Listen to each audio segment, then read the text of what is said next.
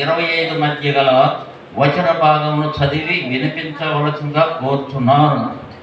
సుగుణ.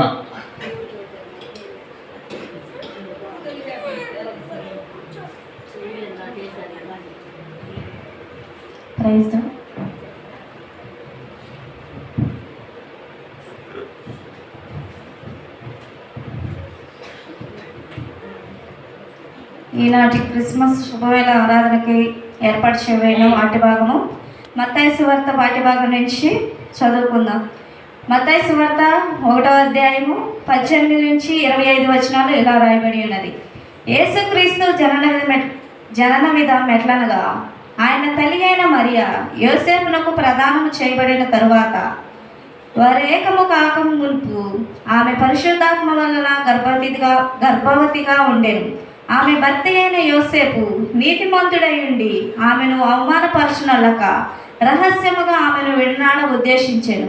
అతడు ఈ సంగతులను గూర్చి కొనుచుండగా ఇదిగో ప్రభువు దూత స్వప్నమందు అతనికి ప్రత్యక్షమై, దావీదు కుమారుడు అయిన యోసేపు, నీ భార్య అయిన మరియ చేర్చుకొనుటకు భయపడకుము. ఆమె గర్భము ధరించినది పరిశుద్ధాత్మ వలన కలిగినది. ఆమె యొక్క కుమారుని కనును. తన ప్రజలను వారి పాపముల నుండి ఆయనే రక్షించును గనుక ఆయనకు యేసు అని పేరు పెట్టుదు అనెను. ఇదిగో కన్యకగా గర్భవతి అయి కుమారుని కనును. ఆయనకు ఇమ్మానుయేలును పేరు పెట్టుదురు అని ప్రభువు తన ప్రవక్త ద్వారా పలికిన మాట నెరవేరునట్లు ఇదంతయు జరిగెను. ఇమ్మానుయేలును పేరునకు భాషాంతరమున దేవుడు మనకు తోడని అర్థము. యోసేపు నిద్ర మేలుకొని ప్రభువు దూత తనకు ఆజ్ఞాపించిన ప్రకారం చేసి తన భార్యను చేర్చుకొని ఆమె కుమారుని కను వరకు ఆమెని ఎరుగుకుండెను. అతడు కుమారుని యేసు అని పేరు పెట్టెను. దేవుడి పరిశుద్ధ వాక్యం మన వెనుకలో దీవించి ఆశీర్వదించును గాక. ఆమేన్. తర్వాత విజ్ఞాపన ప్రార్థన పురుషుల్లో నుంచి అనిల్ రాజు గారు సెక్రటరీ గారు చేస్తారు. విజ్ఞాపన ప్రార్థన పురుషుల్లో నుంచి అనిల్ రాజు గారు విజ్ఞాపన ప్రార్థన చేస్తారు. తర్వాత స్త్రీల్లో నుంచి మణిమ గారు విజ్ఞాపన ప్రార్థన చేస్తారు.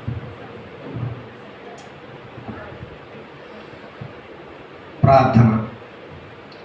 సర్వోన్నతుడా, మహోన్నతుడా, పరమందాసీనుడైన ప్రభువా, మీకు వేలాది స్తుతులు, స్తోత్రములు, వందనాలయ్యా.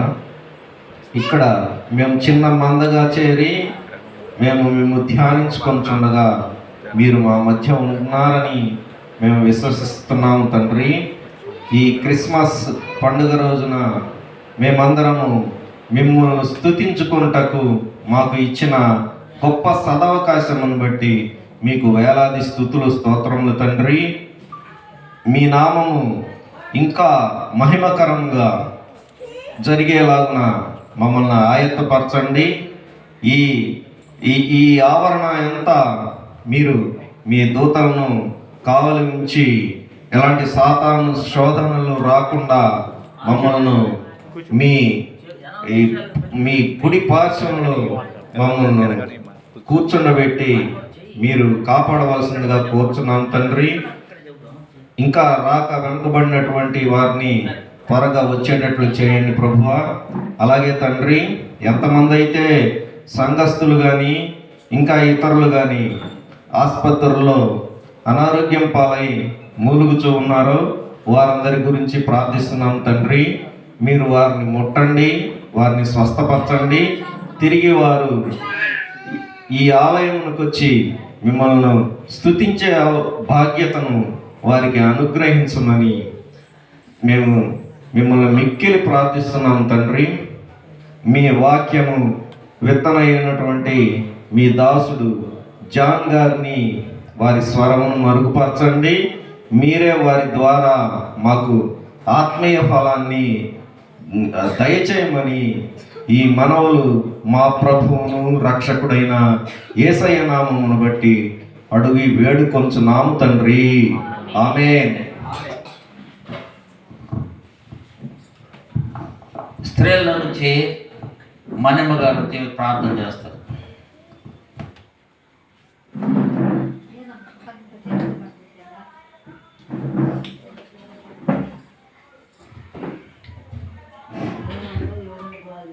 హల్లెలూయా. స్తోత్రం స్తోత్రం స్తోత్రం స్తోత్రం. స్తుతి స్తుతి స్తుతి స్తుతి స్తుతులపై ఆశీనుడా నీకు వందనాలు ప్రభువా. అయా జీవం గల తండ్రి, జీవాధిపతి, సర్వశక్తి గల తండ్రి, సర్వోన్నతుడా నీకు వందనాలు ప్రభువా. అయా భూమి ఆకాశాన్ని సృష్టించిన తండ్రి నీకు వందనాలు ప్రభువా. అబ్రహాం దేవా, ఇస్సాకు దేవా, మా పితరుల దేవా, అయా నిన్న నేడు ఏకరీతికున్న తండ్రి నీకు వందనాలు ప్రభువా. అయా నీకు వందనాలు. మమ్మల్ని మిక్కిలిగా ప్రేమించిన మా ప్రియ పరలోకపు తండ్రి నీకు వందనాలు ప్రభువా. అయా రాజులకు రాజు నైనా, ప్రభులకు ప్రభుడవు నైనా, అయా నీ ముఖ దర్శనం మాకు దయచేయమని అడుగుతున్నాం ప్రభువా. అయా నీకు వందనాలు. అయా అంటాను ప్రభువా, మేము అర్హులు కాదు ప్రభువా, ఏ యోగ్యత లేనివాడు నైనా. అయా మేమైతే ప్రభువా నీ పాదాల దగ్గర చేరాం ప్రభువా. నీ బంగారు పాదాలకు వందనాలు నాయన. అయా ఎవరైతే ఇద్దరు ముగ్గురు కూడి నా నామమున స్తుతిస్తారో వాళ్ళ మధ్యన ఉంటానన్నావు ప్రభువా. అయా ఇద్దరు ముగ్గురు కాదు నాయనా, మేము చిన్న మందగా చేరాం ప్రభువా. మా మధ్యన నాయనా నువ్వు ఉన్నావు అని మేము నమ్ముచున్నాం ప్రభువా. అయా నువ్వు మాతో మాట్లాడుతున్నావు అని మేము నమ్ముచున్నాం.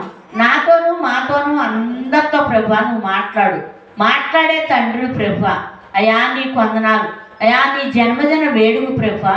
అయా నీ జన్మదిన వేడుకల్లో ప్రభువా అందరి కుటుంబాలనైనా ఆనందమయంగా నింపినందుకు ప్రభువా నీకు కృతజ్ఞతలు ప్రభువా. అయా నీకు ఏమి ఇచ్చినా నీ రుణాన్ని మేము తీర్చుకోలేము ప్రభువా. అయా తల్లి తండ్రి మర్చిపోయినైనా నువ్వు మమ్మల్ని మర్చిపోయే తండ్రి కాదు ప్రభువా. అయా తల్లివైన నువ్వే, తండ్రివైన నువ్వే ప్రభువా. నీకు తప్ప ప్రభువా మాకెవ్వరు లేరు, నువ్వే ప్రభువా. అయా నీకు వందనాలు. అయా మా కళల ద్వారా, దర్శనం ద్వారానైనా నువ్వు మాతో మాట్లాడే తండ్రి ప్రభువా. అయా నీకు వందనాలు. మా మంచి దేవుడు నాయనా, మా మంచి తండ్రి ప్రభువా. అయా మా మంచి కాపురం నాయనా. అయా నీకు వందనాలు. యేసయ్యా మా హృదయాలకు నైనా నిన్ను ఆహ్వానిస్తున్నాం ప్రభువా. మా హృదయాలైనా చాలా విశాలంగా ఉండి ప్రభువా. అయా మా హృదయంలోకి వస్తే ప్రభువా నీతో మేము చాలా ముక్తించుకోవాలని మేము ఆశపడుతున్నాం ప్రభువా. ఆశపడిన ప్రాణాన్ని గుర్తుపరిచే తండ్రి నువ్వే ప్రభువా. అయా నీకు వందనాలు. యేసయ్యా నీకు వందనాలు ప్రభువా. అయా ఒక్క పాపి నశించుట నీకు ఇష్టం లేదు. మమ్మల్ని ఎన్నడూ నువ్వు సిగ్గుపరిచే తండ్రి కాదు నైనా. నీ మందిరంలో ఒక్క దినము గడుపుట 1000 దినాల కంటే శ్రేష్టమైనది ప్రభువా. అయా ఆత్మీయ ఆహారం మాకు దయచేనేనా, ఆత్మల భారాన్ని నడిపించు. నువ్వు ఇచ్చిన ఆరోగ్యాన్ని బట్టి వందనాలు ప్రభువా. నువ్వు ఇచ్చిన ఆలోచన బట్టి నీ కృతజ్ఞతలు. అయ్యా ఇప్పుడు దాకానైనా నీ పాట ద్వారా మేము మహింపరిచాం ప్రభువా. బిడ్డల స్వరాలు ముట్టి ఆశీర్వదించినైనా అయా వాక్యం చదివిన బిడ్డను కూడా నీ జ్ఞానంతో చదివే కృపను దయచే. అయా జ్ఞానాన్ని నాయన వాక్యం బోధిస్తుండగా ప్రభువా ఆ బిడ్డకు నాయన నీ కృపను దయచి, ఆ బిడ్డపై నీ పరిశుద్ధాత్మను పంపనించు, నీ శక్తిని ప్రసాదింపు చేయి, నీ జ్ఞానం దయచే. అయ్యా ఆ బిడ్డ నాయన నీకు తలమూలుకో నరికాలు వరు ప్రభువా. ఆ బిడ్డలో ఏ బలహీనత ఉందో ప్రభువా నీకు తెలుసునైనా. ఆ బిడ్డ నీ గాయపడసంతో ముట్టమని అడుగుతున్నాం ప్రభువా. అయ్యా ఈ మైకు ద్వారా నాయన ఎంతమంది అంటారో ప్రభువా. ఆ బిడ్డలు మరొక తరుణం వచ్చే భాగ్యాన్ని దయచే. అయ్యా మా సంఘాన్ని దర్శించమని అడుగుతున్నాం ప్రభువా. మా సంఘాన్ని బలపరచునైనా. అయ్యా సంఘ సరిహద్దులు విశాలపరచునైనా. అయ్యా రాకడకనైనా మేము గుంపులు ఎత్తబడే బిడ్డలుగా మార్చు. తల్లి సంఘాన్ని కూడా ఆశీర్వదించి దీవించమని అడుగుతున్నాం ప్రభువా. అయ్యా సంఘానికి వచ్చే బిడ్డలందరిని ప్రభువా నీ కాపుదలను భద్రపరచుకో. ఒక్కొక్కరితో మాట్లాడమని అడుగుతున్నాం ప్రభువా. అయా యవనస్తులను ముట్టినైనా యవ్వన కాలంలో ఆ బిడ్డలు నీ కాడి వచ్చి ఎంతో ధన్యతన్నావు. అయా స్త్రీ సమాజ వారిని ముట్టమని అడుగుతున్నా ప్రభువా. సంఘ పెద్దల్ని, అయా సండే స్కూల్ బిడ్డల్ని అందరిని ఆయన నీ గాయపడడంతో ముట్టు. అయా నీ దైర్యుడు ఎందు నిమిత్తం రాలేకపోయాడు ప్రభువా. ఆ బిడ్డను ఆయన నీ కాపుదల్లో భద్రపరచుకో. రాకపోకుండా నువ్వు తోడు నీడగాను మరొక తరుణం మా మధ్యకు నడిపించమని అడుగుతున్నాం ప్రభువా. అన్నయ్య చెప్పే వాక్యాన్ని వినగల మనసును మాకు దయచే, వినగల చెవిని అనుగ్రహింపు చేయి. ఎన్న వాక్యం నేను అర్థంగా పోనీకూడదు ప్రభువా. మరి ఉదయం అనే పలక మీద ముద్రించుకొని ఎవరు వేసుకొని ఇంకొకరు చెప్పే జ్ఞానం మాకును అందరికీ దయచే. అయ్యా ఒక్కసారి నేను మమ్మల్ని అందరినీ జ్ఞాపకం చేసుకో. అయ్యా 12 నెలలు ప్రభువా నీ రెక్కల నీళ్ళ భద్రపరుచుకున్నాం. ఈ సంవత్సరం అంతా నీ కాపుదల్లో భద్రపరుచుకున్నాం. నూతన సంవత్సరాలు మేము వెళుతుండగా దయాకిరీటాన్ని బిడ్డలందరిపైన ఉంచమని అడుగుతున్నాం ప్రభువా. ఈ చిన్న ప్రార్థన అయినా నీ పార్సల్లో దూపాలు చేర్చుకో. నేను అడగరాని అని అడుగుంటే నన్ను క్షమించు. మా ప్రభు అయిన క్రీస్తు పేరట అడిగి ఏడుకొంచున్నాము తండ్రి, ఆమేన్. క్రీస్తునందు ప్రేమైన బాక్స్ సౌండ్ రావట్లేదు. నీకు శుభము, ప్రభువు నీకు తోడై ఉన్నాడు అని చెప్పాను. వెంటనే మరియా ఆ శుభవచనం ఏమిటని ఆలోచించుకుంటుండగా దూత, మరియా భయపడకము, నీవు దేవుని వలన కృప పొందితివి, నీవు గర్భం ధరించి కుమారుని కంటావు, అతనికి యేసను పేరు పెడతావు, అతడు గొప్పవాడై సర్వోన్నతుడైన దేవుడు కుమారుడు అనబడను. ప్రభు అయిన దేవుడు తన తండ్రి అయిన దావీదు సింహాసనమును ఆయనకి ఇచ్చును, యాకోబు వంశస్థులను ఆయన యుగయుగములు ఏలును, ఆయన రాజ్యము అంతము లేనిదయ్యుండునని దూత మరియతో చెప్తాడు. తర్వాత మరి అంటది, అయ్యో మరి నేను పురుషుడి దాన్ని ఇది ఎట్లా జరుగునాను, నేను పరిశుద్ధాత్మ నీ మీదకు వస్తుంది, సర్వోన్నత శక్తి నిన్ను కమ్ముకుంటుంది, కాబట్టి పుట్టబో శిశువు పరిశుద్ధుడైన దేవుని కుమారుడు అనబడిననే దూత చెప్తుంది. పరిశుద్ధుడైన దేవుని కుమారుడు అనబడను. అయితే నీ బంధువురాలైన ఎలిజబెత్ వృద్ధాప్యంలో ఒక కుమారుని గర్భం ధరించింది. మరి ఆమె గొడ్రాలనబడిన ఆమెకు ఇది 6వ మాసం. దేవుడు చేసిన ఏ కార్యము నిరర్థకము, దేవుడు చెప్పిన ఏ మాట నిరర్థకము కానేరదు అని చెప్పాడు. ఆ తర్వాత మరి అంటుంది, ప్రభుదాసురాలను నీ మాట చొప్పున నాకు జరుగునుగా అన్నది. ఆ తర్వాత అక్కడి నుంచి దూత వెళ్ళిపోయింది. ఆ తర్వాత యేసేపు ఉన్నాడు. యేసేపు మరి దావీదు వంశం గోత్రమునకు చెందినవాడు. మరి ఆయన మరియను భార్యగా ప్రదానం చేసుకున్నాడు. అయితే వారిద్దరు ఏకం కాక మునిపే ఆమె పరిశుద్ధాత్మ వల్ల గర్భం ధరించింది. యేసేపుకు మరియ గర్భవతి అని తెలిసింది. వెంటనే ఆమె యేసేపు నీతిమంతుడు కనుక ఆమెను అవమానపడుతున్నక రహస్యంగా విడనాడ ఉద్దేశించి ఆలోచించుతుండెను. అంతలో గాబ్రియెలు దూత స్వప్నమందు యేసేపునకు ప్రత్యక్షమై, దావీదు కుమారుడైన యేసేపు నీ భార్య అయిన మరియను చేర్చుకుంటకు భయపడకము, ఆమె గర్భము ధరించినది పరిశుద్ధాత్మ వల్ల కలిగినది, ఆమె ఒక కుమారుని కనును తన ప్రజలను వారి పాపం నుండి ఆయనే రక్షించును గనక ఆయనకు యేసను పేరు పెట్టుదు. ఇదిగో కన్యక గర్భవతి కుమారుని కన్ను అతనికి ఇమ్మానుయేలును పేరు పెట్టుదు అని ప్రభు తన ప్రవక్తల ద్వారా ప్రవచించిన ప్రవచనములు నెరవేరెను అని చెప్పాను. ఆ తర్వాత ఇమ్మానుయేలు మాటకు భాషాంతరమును దేవుడు మనకు తోడని అర్థం. ఆ తర్వాత యేసేపు నిద్ర మేలుకొని గాబ్రియెలు దూత తనకు ఆజ్ఞాపించిన ప్రకారం తనకు భార్యగా ప్రదానము చేయబడి గర్భవతి ఉన్న మరియను చేర్చుకొనెను. వారిద్దరూ ఒక ఇంట్లో ఉంటున్నారు. అయితే మరి ఆమె కుమారుడు కను వరకు యేసేపు ఎరుగుకుండెను. తర్వాత ఆమె నిండు చోళాలుగా ఉన్న సమయంలో ఆ రోజుల్లో సర్వలోకమునకు ప్రజాసంఖ్య వ్రాయవలెనని కైసర్ ఐగుస్తు అన్న ఆజ్ఞ ఆయన. ఇది మొదటి ప్రజాసంఖ్య. అయితే యేసేపు అసలు ఊరు యూదయ దేశంలోని బెత్లెహేములో కరువు వచ్చినప్పుడు యేసేపు యొక్క పితరులు గలిలే దేశంలోని నజరేతు అనే ఊరికి వచ్చి ఉన్నారు. అవును, అక్కడే యేసేపు కూడా స్థిరపడిపోయాడు. యేసేపు కూడా అక్కడే స్థిరపడ్డాడు. అందువలన కానాను దేశం గలిలోని నజరేతులోనే ఉంటున్నాడు. అయితే యేసేపు వెంటనే మరి నా సొంత ఊరు, నా స్వగ్రామం బెత్లెహేం కాబట్టి, యూదయ దేశంలో బెత్లెహేం కాబట్టి ఆ బెత్లెహేంలోనే నా పేరు, నా భార్య అయిన మరియ పేరు నా ప్రజాసంఖ్యలో వ్రాయించుకోవాలని ప్రయాణానికి సిద్ధపడుతున్నాడు. ఎక్కడికి గలిలయలోని నజరేతు అనే ఊరి నుండి తన స్వగ్రామం అయిన యూదయ దేశపు బెత్లెహేం అనే ఊరికి బయలుదేరాడు. రెండు గాడిదలను తీసుకున్నాడు. ఒక గాడిద మీద ఆయన వంట సామాగ్రి, మరి బట్టలు, అవసరమైన కొన్ని వస్తువులని ఒక గాడిద మీద పెట్టాడు.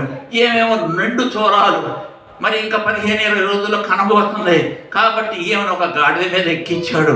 2 గాడిదలు తోలుకుంటూ 6 రోజుల్లో రాత్రి వేళ ప్రయాణం చేసేవాళ్ళంట ఎక్కువగా. అయితే ఆయన ప్రయాణం చేస్తా ఆగుతా ప్రయాణం చేస్తా 15 రోజులకి గలిలయలో యూదయ దేశము బెత్లెహేం అనే గ్రామానికి చేరాడు. వారు బెత్లెహేం అనే గ్రామానికి రాత్రి 11-12 మధ్య చేరారు. అప్పుడు ఈ మరియకి ఎక్కువగా నొప్పులు వస్తున్నాయి. మరియకి కనే నొప్పులు వస్తున్నాయి, బాధపడుతుంది, కేకలేస్తుంది. అయితే ఆయన యేసేపు అక్కడ సత్రం కాడికి పోయి సత్రం యజమాని, అయ్యా నా భార్య కనబోతుంది, గర్భవతి, ప్రసవ వేదన, నొప్పులు వస్తుంది కంటానికి, మాకు ఒక గది అద్దెకి ఇవ్వమని అడిగాడు. అడిగినప్పుడు ఆ సత్రపు యజమాని, మా సత్రంలో ఖాళీ లేవయ్యా అని చెప్పాడు. అన్ని సత్రాలు తిరిగాడు, ఏ సత్రంలో కూడా ఒక గది కూడా అద్దెకు దొరకలేదు. మరి అయితే ఆ రోజుల్లో మరి ఇతర దేశాల్లో ఉన్న బెత్లెహేం గ్రామస్తులందరూ 1 రోజుల ముందుగానే వచ్చి ఆ సత్రాల్లో అద్దెకు తీసుకొని మరి తమ పేర్లు రాయించుకోవటానికి ముందుగానే వచ్చి ఉన్నారు. మరి ఇప్పుడు ఏం చేయాలా? యేసేపు ఆమె కేకలేస్తుంది, నన్ను ఎక్కడన్నా చాటు నుంచు నేను కనాలి అని అంటుంది. వెంటనే యేసేపు ఆ దగ్గరలో ఒక పశువుల పాక ఉన్నది. ఆ పశువుల పాకలో 5-6 వేల జంతువులు ఉంటాయి. బర్రెలు, ఎద్దులు, ఆవులు, దొన్నలు, మరి గాడిదలు, గొర్రెల మేకలు, మరి మేకలు, గొర్రెల మందలు, వంటలు ఇవన్నీ ఉన్నాయి. అయితే అక్కడ ఆ లోపల పోవటానికి కూడా చాలా పేడ, రొచ్చు, మురుగుతో ఉన్నది. మరి ఆ పాక, ఆ పశువుల పాక మురికితో ఉన్నది. పొరతోటి, పేడతోటి, మురికిగా, రొచ్చుతోటి మురికిగా ఉంది. యేసేపు వెంటనే భార్యను గాడిద మీద నుంచి ఒక్కడే దించుకొని చిన్నగా పట్టుకొని ఒక తొట్టి కాడికి తీసుకుపోయాడు. ఆ తొట్టి కాడ కొద్దిగా స్థలం ఉన్నది. ఆ స్థలంలో మరియా యేసుకు జన్మనిచ్చేసింది. యేసు అక్కడ జన్మించాడు. వెంటనే యేసేపు ఆ శిశువును ఎత్తుకొని శుభ్రంగా తుడిచి పొత్తి గుడ్డల్లో చుట్టి మరి తొట్టిలో పండుకోబెట్టాడు. ఇది జరిగిన తర్వాత అంతలో పరలోకం నుండి ఒక దూత వచ్చేసింది. పరలోకం నుండి మరి బెత్లెహేము చుట్టూ గ్రామంలో ఉన్న బెత్లెహేము దాని చుట్టూ ఉన్న గ్రామాల్లో గొర్రెల కాపర్లు రాత్రి వేళ తమ మందలను కాచుకుంటూ ఉంటారు. ఎందుకంటే తోడేళ్ళు, నక్కలు, మరి ఎలుగుబంట్లు, అడవి జంతువులు వచ్చి మేకల్ని, గొర్రెల్ని పట్టుకొని పోతే చంపుతి అని కాపలా ఉంటారు. అప్పుడు ఉన్నప్పుడు మరి పరలోకం నుండి యేసు పుట్టిన వెంటనే పరలోకం నుండి ఒక దూత గొర్రెల కాపర్ల యొద్దకు వచ్చి నిలిచింది. అప్పుడు ప్రభు మహిమ వారి చుట్టూ ప్రకాశించింది. ప్రభు మహిమ వారి చుట్టూ ప్రకాశించినప్పుడు వారు మిగుల భయపడిరి. అప్పుడు దూత వారితో చెబుతుంది, భయపడకుడి, ప్రజలకందరికీ కలగబో మహా సంతోషకరమైన సువర్తమానం నేను మీకు తెలియజేస్తున్నాను. దావీదు పట్టణమందు నేడు రక్షకుడు మీ కొరకు పుట్టి ఉన్నాడు. ఈయన ప్రభు అయిన క్రీస్తు. దానికి ఇదే మీకు ఆనవాలు. ఒక శిశువు పొత్తి గుడ్డలతో చుట్టబడి పశువుల తొట్టిలో, ఒక శిశువు పొత్తి గుడ్డలతో చుట్టబడి తొట్టిలో పండుకొని ఉండటం చూచేదరని చెప్పాను. ఆ తర్వాత ఆ దూత పరలోకం నుండి దూతల సమూహమంతా భూలోకమును వచ్చి ఆ దూతతో కలిసి సర్వోన్నతమైన స్థలములలో దేవునికి మహిమయు ఆయనకి ఇష్టలైన వారికి భూమి మీద సమాధానం కలుగును కాకని దేవునికి స్తోత్రము చేయుచుండెను. ఆ తర్వాత దూతలు అందరూ పరలోకానికి వెళ్ళిపోయారు. అప్పుడు గొర్రెల కాపరులందరూ ఒక చోటకు చేరి ఈ జరిగిన ఈ కార్యమును దేవుడు మనకు తెలియపరిచాడు.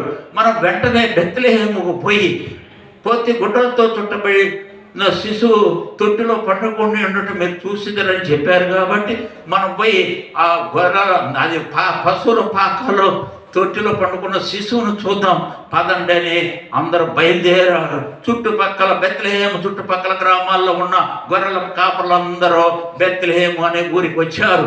బెత్లెహేము ఊరు నిండా గొర్రెల కాపర్లతో నిండి ఉన్నది. వారు మరి అక్కడ వారు శిశువును చూశారు. ఆ పాక పశువుల పాక ఎద్దకు వచ్చారు. లోపలికి వచ్చారు. తొట్టిలో పండుకున్న శిశువుని చూశారు. తర్వాత అక్కడ మరియను చూశారు, యేసేపుని చూశారు. తర్వాత వారు అక్కడున్న ప్రజలకందరికీ మేము రాత్రి వేళ గొర్రెలను కాసుకుంటూ ఉన్నాం. అయితే ఒక దూత వచ్చి మా ఇద్దరు నిలుచుంది. అప్పుడు మా దూత ప్రభువు మహిమ మా చుట్టూ ప్రకాశించింది. మేము మిక్కులు భయపడ్డాం. అప్పుడు ఆ దూతం ఈ విధంగా చెప్పింది, భయపడకుడి, ప్రజలకందరికీ కలగబో మహా సంతోషకరమైన సువర్తమానం నేను మీకు తెలియజేస్తున్నాను. దావీదు పట్టణమందు నేడు రక్షకుడు మీ కొరకు పుట్టి ఉన్నాడు. ఈయన ప్రభు అయిన క్రీస్తు. దానికి ఇదే మీకు ఆనువారు. ఒక శిశువు పొత్తిగుడ్డంతో చుట్టబడి తొట్టిలో పండుకొని చూచెదరు అని చెప్పిందని అక్కడ జనానికందరికీ ఈ గొర్రెల కాపురులు చెప్పారు. ఆ జనులందరూ విన్నారు. ఈయనే క్రీస్తు, ఈయనే రక్షకుడు, మన కొరకు పుట్టిన రక్షకుడని అందరితో చెప్పారు. మరి దూత చెప్పిన మాటలు అక్కడున్న ప్రజలకందరికీ చెప్పారు. ప్రజలందరూ మిక్కిలి ఆశ్చర్యపడ్డారు. ఆ తర్వాత మరియా యేసేపులకు కూడా చెప్పారు. మరియా గొర్రెల కాపులు చెప్పిన మాటలను తన హృదయంలో తలపోసుకుంటూ భద్రముగా దాచుకున్నది. ఆ తర్వాత గొర్రెల కాపర్లు తాము విన్న వాటిని గూర్చి కన్న వాటిని గూర్చి దేవుని మహిమపరుస్తూ దేవునికి స్తోత్రములు చేయించు తమ గొర్రెల మందరికి వద్దకి తిరిగి వెళ్ళిపోయారు. ఈ విధంగా యేసు క్రీస్తు మరి యూదయ దేశంలోని బెత్లెహేములో పశువుల పాకాల్లో జన్మించాడు. ఆయన పశువుల తొట్టిలో పొత్తి గుడ్డలతో చుట్టి పశువుల తొట్టిలో పరును పెట్టారు. కాబట్టి యేసు క్రీస్తు మరి పుట్టినప్పుడు మొట్టమొదట గొల్లలకి దూత వచ్చి తెలియపరిచాడు, రక్షకుడు పుట్టాడు అని తెలియపరిచాడు. ఆయన క్రీస్తు ప్రజలందరికీ కలుగుబో మహా సంతోషకరమైన సువర్తమానము. ఆయన గుర్తు ఏమిటంటే పశువుల తొట్టిలో ఒక శిశువు పండుకొని ఉండటం మీరు చూస్తారని చెప్పారు. అదే విధంగా జరిగింది. యేసు క్రీస్తు మరి మురికి పేడ రొచ్చు మురికి గల ఒక పశువుల పాకాలో పుట్టాడు. అదే విధంగా మన హృదయం కూడా వ్యభిచారం, దొంగతనాలు, అబద్ధాలు, మోసాలతో నిండి ఉన్న ఈ హృదయంలో కూడా యేసుని ఆహ్వానిద్దాం. యేసు మన హృదయంలో జన్మించడమే నిజమైన క్రైస్మస్. కాబట్టి ఈరోజు ఇంతవరకు చెప్పాను. ఇంకా చాలా ఉన్నది చెప్పాల్సింది. వచ్చేవారు నాకు సమయం దొరికినప్పుడు చెప్తా ఉంటా వివరంగా మీకు అర్థమయ్యేట్లు. కాబట్టి కొద్ది వాక్యం దేవుడు దీవించి ఆశీర్వదించును గాక. ఆమేన్. చిన్న ప్రార్థన చేస్తాను. మహాపరిశుద్ధుడా యేసయ్యా నీకు వందనాలు ప్రభా. ఇక్కడ నిలబడి నీ వాక్యం బోధించడానికి నాకు సహాయం చేసినందుకు వందనాలు ప్రభా. నీవు పుట్టిన దినాన్ని మరి వివరంగా వివరించాను ప్రభా. నీకు స్తోత్రం ప్రభా. అందరికి అర్థమయ్యే రీతిలో బోధించాను ప్రభా. నీకు స్తోత్రం తండ్రి. మరి నన్ను ఈ ఆరాధనకు వచ్చిన వారందరిని దీవించమని, ఈ వాక్యము తమ ఉత్తరంలో భద్రపరుచుకొని వాక్యానుసారంగా జీవించేటట్టు సహాయం చేయమని క్రీస్తువారి పెట్ట వేడుకొని ప్రార్థిస్తున్నాను. ఆమేన్.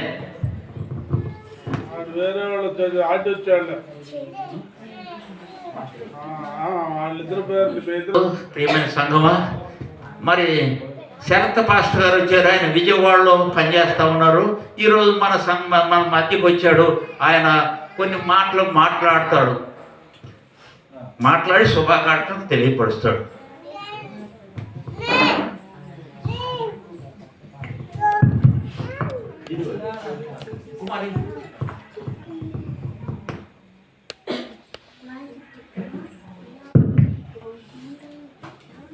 మన ప్రభువును రక్షకుడైన యేసుక్రీస్తు పరిశుద్ధ నామములో మీ అందరికీ కూడా క్రీస్తు జన్మదిన శుభములు మరియు క్రిస్మస్ శుభములు తెలియజేస్తూ ఒక 5 నిమిషాలు మాత్రమే నేను మాట్లాడతాను. దేవుడు మరి నేను ఇదివరకు ఇక్కడికి వచ్చేటువంటి వాడను, అందరికీ తెలుసు, నేను మా కుటుంబం తెలుసు చాలామంది పెద్దవాళ్ళకి, కాబట్టి నేను చెప్పనవసరం లేదు.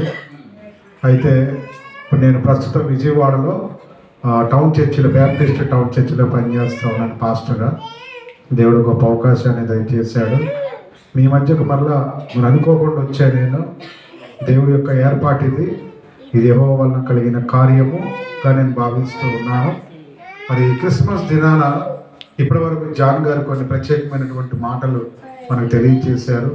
యేసుక్రీస్తు యొక్క జనన చరిత్ర, ఆయన ఎలా జన్మించాడు, ఆ జన్మించినప్పుడు ఆ మరియా యేసుకు పడిన కష్టాలు ఇవన్నీ కూడా మనకు తెలియజేశారు. ఆయన జన్మ మరి ఎలా జరిగిందని అవన్నీ కూడా మనకు తెలియజేశారు. మరి నేను కూడా ఒక 5 నిమిషాలు ఆ యేసుక్రీస్తు ప్రభుల వారు అసలు ఎందుకు ఈ భూమి మీదకి వచ్చాడు, రావడానికి గల కారణం ఏంటి అనేటువంటి విషయాలు మనం గ్రహించినట్లయితే, ఆయన పరమును విడిచి ఈ భూమికి రావడానికి గల కారణం ఏంటంటే, తన ప్రజలను వారి పాపముల నుండి రక్షించడం కోసం క్రీస్తు మొట్టమొదటిగా ఈ లోకానికి వచ్చాడు. అందుకనే మత్తయి సువార్త 1:21 ఉంటుంది, ఆమె ఒక కుమారుని కనను, తన ప్రజలను వారి పాపముల నుండి ఆయనే రక్షించును, కనుక ఆయనకు యేసు అని పేరు పెట్టుదు అనెను. మొట్టమొదట ఆయన ఎందుకు వచ్చాడు ఈ లోకానికంటే, మన పాపములను క్షమించడం కోసం, మనల్ని తండ్రి అయిన దేవుని యొద్దకు సహవాసం సమకూర్చడం కోసం. తండ్రి అయిన దేవుడు ఎక్కడ ఉంటాడు? పరలోక రాజ్యంలో. ఆ పరలోక రాజ్యంలో తండ్రి అయిన దేవుని యొద్దకు మనకి సహవాసాన్ని ఇవ్వడం కోసం, అంటే మొదటి మానవుడైన ఆదాము చేసినటువంటి ఆ యొక్క పాపము, ఆజ్ఞ అతిక్రమం వల్ల మరి దేవుడు చేయవద్దన్న పని చేశారు ఆదాము అవ్వలో. ఆ యొక్క చరిత్ర మనందరికీ తెలుసు. కాబట్టి ఆదాము అవ్వలు చేసినటువంటి ఆ యొక్క పాపము వలన దేవునికి మానవునికి సంబంధాలు తెగిపోయాయి. ఎప్పుడైతే యేసుక్రీస్తు ప్రభువు వారి లోకానికి వచ్చాడో, మరలా మానవునికి దేవునికి గల సంబంధము మరి పునర్నిర్మించబడింది. అందుకనే క్రీస్తు ప్రభువు వారు అంటారు, యోహాను సువార్త 14:6 ఏమంటాడంటే, నేనే మార్గమును సత్యమును జీవమునై ఉన్నాను, నా ద్వారానే తప్ప ఎవడను తండ్రి యొద్దకు రాలేడు. నిజంగా ఆ మాట. క్రీస్తు లేకుండా మనం తండ్రి యొద్దకు వెళ్ళలేము. మానవునికి దేవునికి మధ్యవర్తి ఒక్కడే, ఆయనే క్రీస్తు యేసు నరుడు అని వాక్యం మనకు సెలవిస్తా ఉంది. తిమోతికి రాసిన మొదటి పత్రిక 1:15 అంటాడు, పాపులను రక్షించుటకు క్రీస్తు యేసు ఈ లోకానికి వచ్చాడు. మొట్టమొదటిగా పాపులైన మనం రక్షించడానికి ఆయన వచ్చాడు ఈ భూమి మీదకి. రెండోది, మనకి సంతోషం కలగజేయటం కోసం. నిరాశ నిస్పృహల్లో జీవిస్తున్న మానవునికి సంతోషాన్ని ఇవ్వడానికి ఆయన వచ్చాడు. అందుకనే ఆ యొక్క గొర్రెల కాపరులు తమ మందను ఆ రాత్రి వేళ కాచుకొని చుండగా, మరి గొర్రెల కాపరులకు దూత కనపడుతుంది. గొల్లలు అనకూడదు, గొర్రెల కాపర్లను పిలవాలి. గొల్లలు అంటే అది మళ్ళీ వేరే కులానికి పోతుంది. కాబట్టి గొల్లలను ఎప్పుడు సంబోధించకూడదు. గొర్రెల కాపరులు లేకపోతే పశువుల కాపరులు, వాళ్ళు గొర్రెలు కాచే వాళ్ళే కదా. ఆ గొర్రెలు వాళ్ళు ఎందుకు కాస్తారో తెలుసా? యెరూషలేము దేవాలయం కొరకు ఆ గొర్రెలు కాయబడుతున్నాయి. యెరూషలేము దేవాలయం అంటే, యెరూషలేము దేవాలయంలో మరి పాప పరిహారార్థం బలులు ఇస్తారు యాజకుడు, ప్రధాన యాజకుడు. ఆ బలులు దేనికంటే, పాపం చేస్తే ఈ గొర్రెను బలి ఇవ్వటం, పశువును బలి ఇవ్వటం అక్కడ ధర్మశాస్త్రం ప్రకారం ఆయన అయితే ఈ దేవదూత వచ్చి ఆ గొర్రెల కాపర్లకే కనపడింది. ఇంక మీరు గొర్రెలు కాసే అవసరం లేదు, ఎందుకంటే లోక రక్షకుడు ఇక్కడ జన్మించబోతూ ఉన్నాడు. ఆయన లోక పాపములను మోసుకొని పోయే దేవుని గొర్రె పిల్ల ఎవరైనా యేసుక్రీస్తు. ఇంకా ఆయన మన కొరకు బలైపోతున్నాడు గొర్రె పిల్లగా. ఆ యొక్క సిలువలో, కలవరి సిలువలో ఆయన బలవబోతున్నాడు గొర్రె పిల్ల. కాబట్టి ఇక మీరు ఆ గొర్రెలు కాచే పని లేదు అని మొట్టమొదట ఆ గొర్రెల కాపర్లు, విద్య లేని పామరులకు ఆ యొక్క దేవదూత కనపడి అంటుంది, భయపడకుడి, ఇదిగో ప్రజలందరికీ కలగబోవు మహా సంతోషకరమైన సువర్తమానము నేను మీకు తెలియజేయించున్నాను. ఏంటది? దావీదు పట్టణం అది నేడు రక్షకుడు మీ కొరకు పుట్టి ఉన్నాడు, ఈయన ప్రభు అయిన క్రీస్తు. కాబట్టి ఎవరైతే క్రీస్తునందు విశ్వాసం ఉంచుతారో, ఎవరైతే ఆయన రక్షకుడుగా అంగీకరిస్తారో వారికి మాత్రమే ఆ సంతోషం ఉంటుందండి.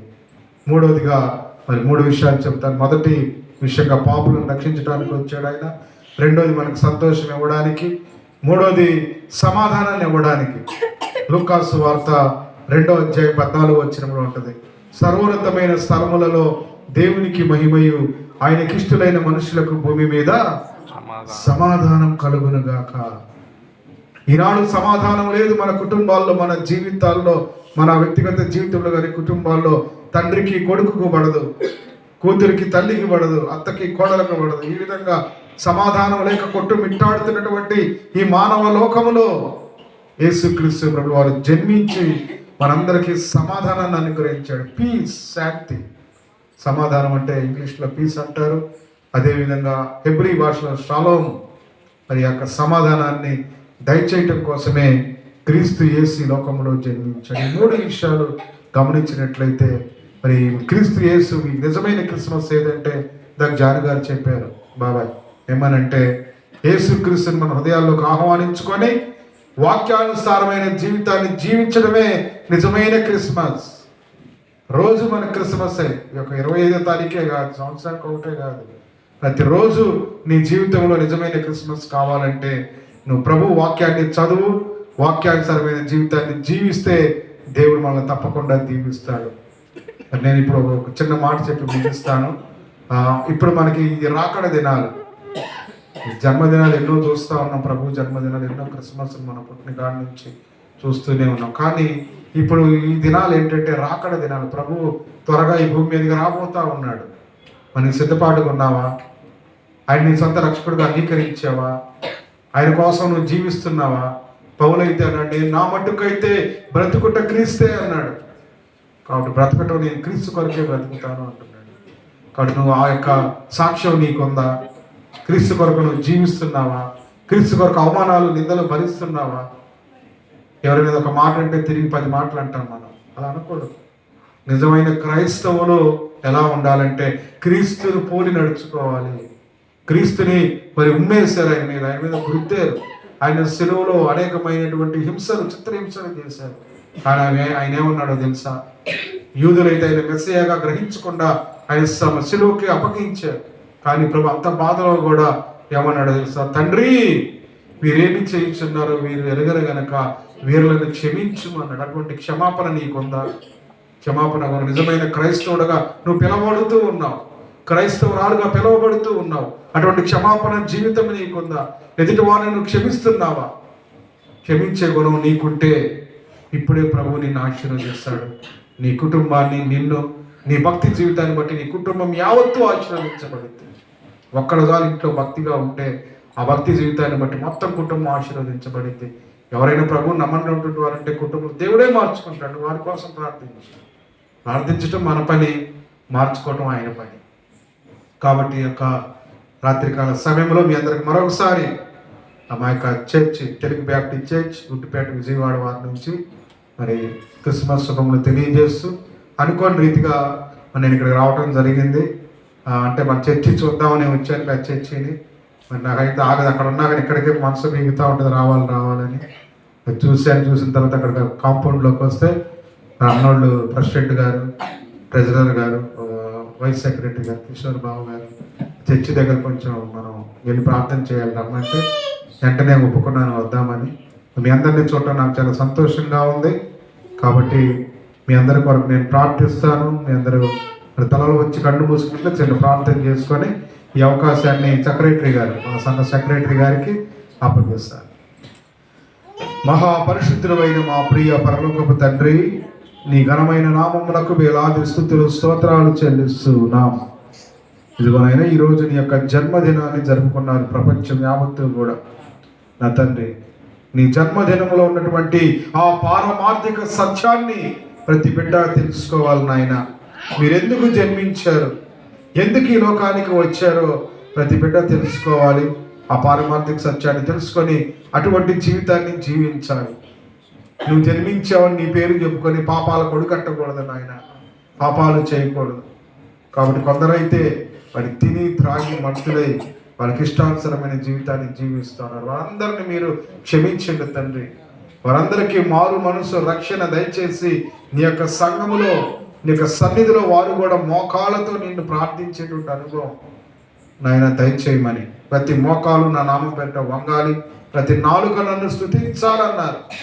ఆ విధంగా అటువంటి బిడ్డలు ఎవరైనా ఉంటే వారిని మార్చుకొని నీ వైపు తిప్పుకోమని ప్రార్థిస్తూ వెంగళరెడ్డి నగర్ వాసులందరినీ దీవించండి. ప్రత్యేకంగా మా యొక్క Backs memorial centre Baptist church ఉపసంఘమైనటువంటి ఆ వెంగళరెడ్డి నగర్ బ్యాప్టిస్ట్ చర్చిని కూడా మీరు జ్ఞాపకం చేసుకోమని, ఇక్కడ సంఘ పెద్దలుగా ఉంటున్న జాన్ గారిని దీవించండి, మంచి ఆరోగ్యం దయచేయండి. అదేవిధంగా Backs memorial centre Baptist church తల్లి సంఘమైనటువంటి Backs memorial centre Baptist church సంఘ కమిటీని, ప్రెసిడెంట్ గారిని ఆయన కుటుంబాన్ని, సెక్రటరీ గారిని ఆయన కుటుంబాన్ని, ట్రెజరర్ గారిని ఆయన కుటుంబాన్ని, వైస్ ప్రెసిడెంట్ గారిని ఆయన కుటుంబాన్ని, వైస్ సెక్రటరీ గారిని ఆయన కుటుంబాన్ని, వైస్ ట్రెజరర్ గారిని ఆయన కుటుంబం, కమిటీ సభ్యులందరినీ ఆశీర్వదించి ఈ క్రిస్మస్ దీవెనతో నింపమని, చేరి వచ్చిన ప్రతి బిడ్డకు క్రిస్మస్ ఆనందం, క్రిస్మస్ శాంతి, సంతోషము, సమాధానం, ప్రేమ బిడ్డలకు దయచేసి మీరే ఘనత, మహిమ, ప్రభావం పొందుకోమని, మీ చిత్తమైతే మరొకసారి వెంగళరెడ్డి నగర్ వాసుల మధ్య నీ వాక్యాన్ని బోధించడానికి నీవు నాకు అవకాశం దయచేయమని ప్రార్థిస్తూ యేసు నామములో అడిగి వేడుకుంటున్నాం తండ్రి, ఆమేన్.